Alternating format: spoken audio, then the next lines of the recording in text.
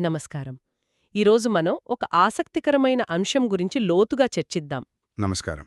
మనం గాఢమైన ధ్యానంలో కూర్చున్నప్పుడు ఒక్కోసారి మన ఏకాగ్రతకు ఆధారమైన శ్వాస అకస్మాత్తుగా ఆగిపోయినట్టు అనిపిస్తుంది. అవును, కనిపించకుండా పోతుంది. ఆ సమయంలో ఏమవుతుంది? గాలిలో తేలుతున్నట్టు, ఏదో ఆధారం కోల్పోయినట్టు అనిపిస్తోంది కదా? మ్మ్, ఈరోజు మనం విశ్లేషించబోయే ఒక ధర్మ ప్రసంగం ప్రకారం ఇదొక పెద్ద చిక్కు ప్రశ్న లాంటిది. ఈ చిక్కు ప్రశ్నను విప్పడానికి మనం ఈరోజు ప్రయత్నిద్దాం. ఇది నిజంగానే ఒక చిక్కు ప్రశ్న. ఎందుకంటే ఆ క్షణంలో మనసు దారి తప్పిపోయిందని మనం అనుకుంటాం. అవును. కానీ ఆ ప్రసంగంలో చెప్పేదేంటంటే అది దారి తప్పడం కాదు. కాదా? మరి ఏమిటి? అది ఒక ప్రపంచం నుండి పూర్తిగా భిన్నమైన మరో ప్రపంచంలోకి అడుగుపెట్టడం లాంటిది. ఓహో! మన రోజువారీ ప్రపంచంలో అన్ని నియమాలే. ఇది మంచి, ఇది చెడు, ఇది లోపల, ఇది బయట.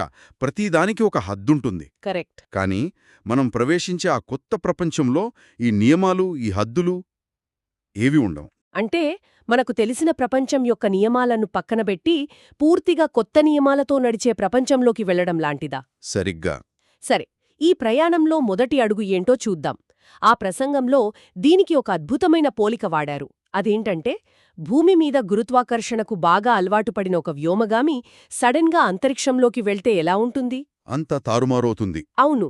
అక్కడ నడవలేరు, నిలబడలేరు, భూమి మీద నేర్చుకున్న పాఠాలేవీ అక్కడ పనిచెయ్యవు.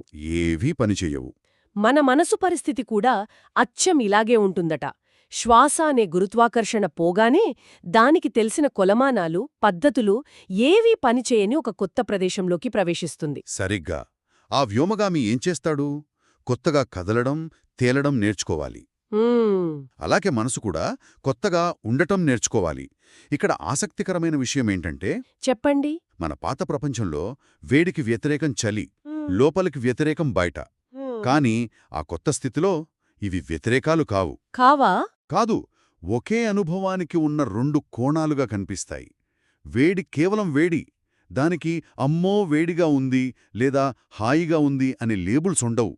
సరిహద్దులన్నీ కరిగిపోతాయి. కాని ఇక్కడే నాకొక సందేహం వస్తోంది. ఆ ప్రసంగంలో గురువుగారు ఈ సరిహద్దులేని స్థితిని మన నిజమైన ఇల్లు అని అన్నారు. అవును. మన రోజువారీ జీవితాన్ని, ఈ నియమాల ప్రపంచాన్ని ఒక జైల్తో పోల్చారు. మ్మ్. అదే నిజమైతే మన జైలు మనకు ఎంతో సౌకర్యంగా, సురక్షితంగా అనిపిస్తూ మన నిజమైన ఇల్లు మాత్రం భయంగా, గందరగోళంగా ఎందుకనిపిస్తోంది? ఈ వైరుధ్యం కొంచెం విచిత్రంగా లేదా? మంచి ప్రశ్న అడిగారు. ఎందుకంటే మన జైలు మనకు బాగా అలవాటైపోయింది. అలవాటైపోయిందా? అవును. దాని గోడలకు మనం అందమైన రంగులు వేసుకున్నాం. అక్కడ నియమాలే మనకు జీవితం. ఓహ్! హా, ఆ నిజమైన ఇంట్లోకి వెళ్ళినప్పుడు ఆ నియమాలన్నీ పోతాయి. అప్పుడు మన నేను లేదా అహం అనే భావన ప్రమాదంలో పడుతుంది. అప్పుడు దానికొక ఆధారం కావాలి. నిజమే. మనస్సు కూడా అంతే. శ్వాస పోగానే గొంతులోనో గుండె చప్పుడులోనో ఏదో ఒక కొత్త ఆధారం కోసం వెతుకులాట మొదలుపెడుతుంది.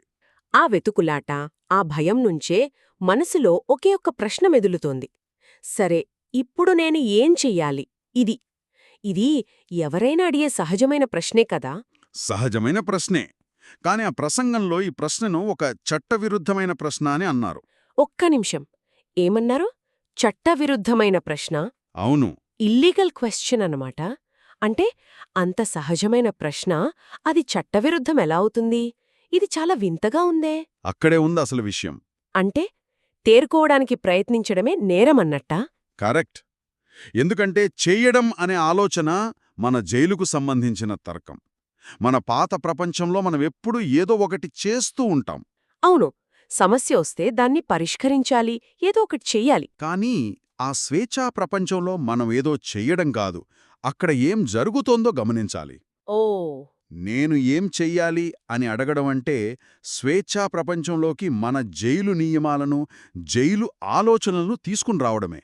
అందుకే అది అక్కడ చట్టవిరుద్ధం. అది ఆ కొత్త వాతావరణానికి సరిపడదు. అయితే ఆగండి. ఏమీ చెయ్యొద్దు అని చెప్పడం తేలికే.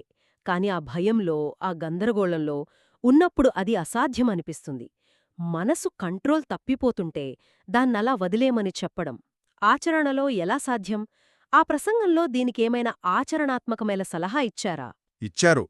మార్గం చెయ్యడంలో లేదు, వదిలేయడంలో ఉంది. వదిలేయడంలోనా? అంటే శరణాగతిలో. ఇక్కడ శరణాగతి అంటే ఓడిపోవడం కాదు, ధైర్యంగా ఆ అనుభవానికి మనల్ని మనం అప్పగించుకోవడం. ఏం జరుగుతోనో చూద్దామనే ధైర్యంతో ఉండటం. సరిగ్గా. అప్పుడు మనసే తనకు తాను గురువవుతుంది. ఇది ఒక చిన్న పిల్లాడు భాష నేర్చుకోవడం లాంటిది. ఆ వాడికి ఎవరూ వ్యాకరణ సూత్రాలు, ఫార్ములాలు నేర్పరు. కేవలం ఆ భాష మాట్లాడే వాతావరణంలో ఉంటూ, వింటూ, దాన్ని స్వీకరిస్తూ సహజంగా నేర్చుకుంటాడు. అవును. ధ్యానంలో ఈ లోతైన స్థితిని అర్థం చేసుకోవడం కూడా ఒక కళ లాంటిది, సైన్స్ ఫార్ములా లాంటిది కాదు. కళాశాస్త్రం కాదు. అంటే ప్రతి ఒక్కరి అనుభవం ప్రత్యేకంగా ఉంటుందని, దానికి ఒకే ఫార్ములా వర్తించదని అర్థం చేసుకోవచ్చా? ఖచ్చితంగా. ఆ ప్రసంగంలో నీటితో కూడా ఒక పోలిక చెప్పారు గదా? అవును. నీటిని ఏ పాత్రలో పోస్తే ఆ ఆకారాన్ని తీసుకుంటుంది. అది గ్లాస్తో గాని, బాటిల్తో గాని ఘర్షణ పడదు. దానికి అనుగుణంగా మారిపోతుంది. దారిలో రాయి అడ్డొస్తే దానితో పోరాడకుండా దాని పక్కనుండి ప్రవహించి వెళ్ళిపోతుంది. అత్యున్నత ఆధ్యాత్మిక మార్గం కూడా ఇలాగే ఘర్షణ లేకుండా జరుగుతున్నదానికి అనుగుణంగా ఉండటమేనని అంటారు.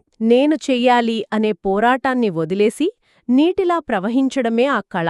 సరిగ్గా. ఈ వదిలేయడం, ఘర్షణ పడకపోవడం లాంటివన్నీ చూస్తుంటే అసలు సమస్యంతా నేను అనే దాని చుట్టూనే తిరుగుతున్నట్టు అనిపిస్తోంది. అవును. నేను అనేదే కదా అన్నిటినీ కంట్రోల్ చేయాలని చూస్తోంది. దీన్ని వివరించడానికి ఆ ప్రసంగంలో చాలా తీవ్రమైన, ఒక రకంగా షాకింగ్కు గురిచేసే ఉదాహరణను ఉపయోగించారు. నిజమే. అది వినడానికి కొంచెం కష్టంగా ఉండొచ్చు, కానీ నేను అనే దాని వెనుక ఉన్న నిజాన్ని అది చాలా స్పష్టంగా చూపిస్తోంది. అది ఒక పాశ్చాత్య సన్యాసి కథ. అతను తీవ్రమైన అనారోగ్యంతో బాధపడుతూ ఇక భరించలేక ఆత్మహత్య చేసుకోవాలని నిర్ణయించుకున్నాడు. ఇక్కడ ఈ కథ చెప్పేది ఆ పన్ని సమర్థించడానికి కాదు. ఆ చివరి క్షణాల్లో అతనికి కలిగిన ఒక గొప్ప జ్ఞానోదయాన్ని వివరించడానికి మాత్రమే. ఆ చివరి క్షణాల్లో అతనికేం తెలిసింది? అతను ప్రాణం తీసుకునే ప్రయత్నం చేసినప్పుడు గాలి కోసం తన శరీరం ఎంత భయంకరంగా పోరాడుతోందో గమనించాడు. ఊపిరితిత్తులు గాలికోసం తపించిపోతున్నాయి, గుండె వేగంగా కొట్టుకుంటోంది. కాలేయం, కిడ్నీలు, శరీరంలోని ప్రతి అవయవం దాని మనుగడ కోసం విడివిడిగా తీవ్రంగా పోరాడుతున్నాయి. అంటే అన్ని వేర్వేలుగా. అవును. అప్పుడు అతనికి అర్థమైంది, నేననేది ఒకే ఒక వస్తువు కాదు, అది ఒక కేంద్ర కమాండ్ కాదు.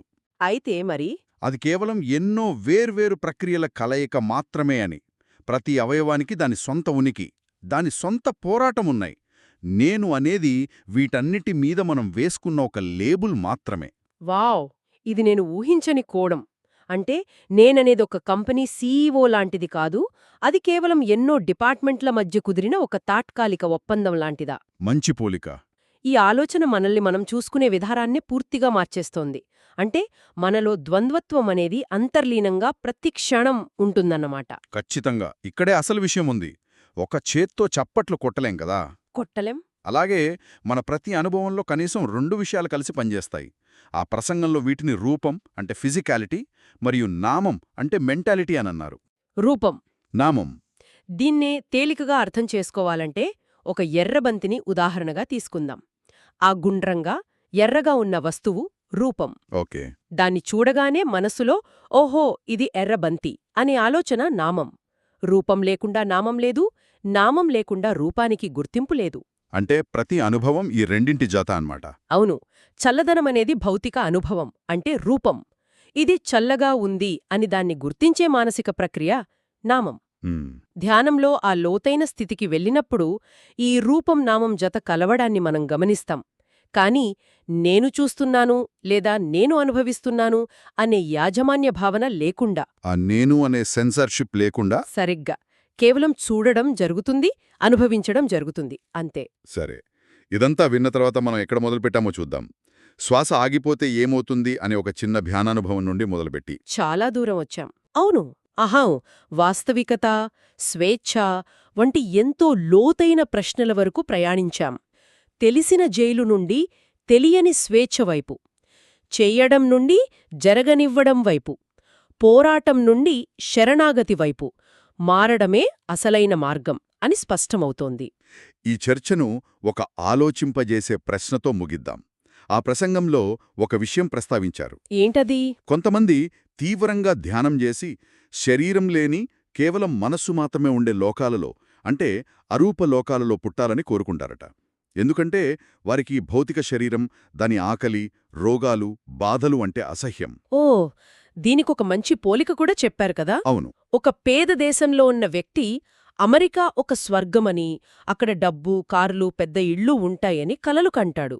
కాని అక్కడ నివసించేవారి మానసిక ఒత్తిడి, ఒంటరితనం, అభద్రతాభావం అతనికి తెలియదు.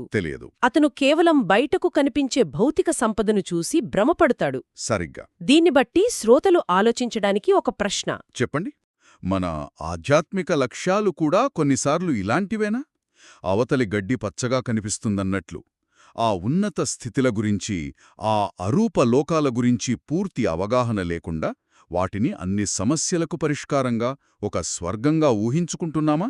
బహుశా అసలైన స్వేచ్ఛ ఒక నిర్దిష్ట స్థితిని చేరుకోవడంలో కాకుండా, మనమున్న ప్రతి స్థితిని, అది జైలైనా ఇల్లైనా, పోరాడకుండా ఉన్నది ఉన్నట్లుగా అంగీకరించడంలోనే ఉందేమో. దీని గురించి ఆలోచించండి.